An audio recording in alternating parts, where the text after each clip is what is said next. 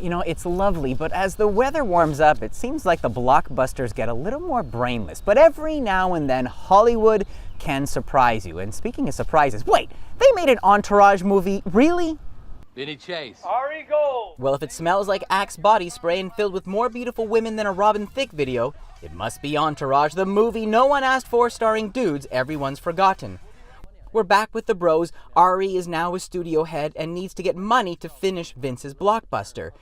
What did I tell you when I gave you $100 million? What did we tell you? You agreed to not go over. We told you it wasn't enough. But you agreed to not go over. Because you said I couldn't direct unless we agreed. The never-ending parade of celebrity cameos shows how the dudes from Queens have gone from being outsiders to the same pampered stars the show used to mock. Budget problems, pregnant girlfriends, there's no problem that can't be solved by a party or an Ari anger moment. What saves Entourage from itself isn't Vince and his sexy stubble, it's Kevin Dillon as the hilarious Johnny Drama, still struggling, still hustling.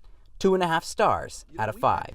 Now for a movie that's nearly the direct opposite, a world where the men are disposable idiots and one woman is unstoppable.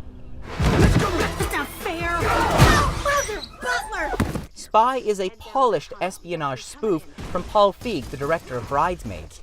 Melissa McCarthy plays Susan, a mousy CIA analyst that gets a chance to shine. There's a wonderful aspirational element to this story, watching Susan gaining her confidence regardless of how people see her.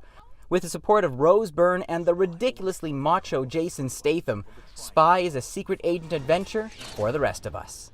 Finally, the perfect film for sunny days. Love and Mercy is the story of the Beach Boys' Brian Wilson, told with 2 different actors. Meet Brian and Brian. Paul Dano plays the musical mind behind the Beach Boys at the height of his creative powers.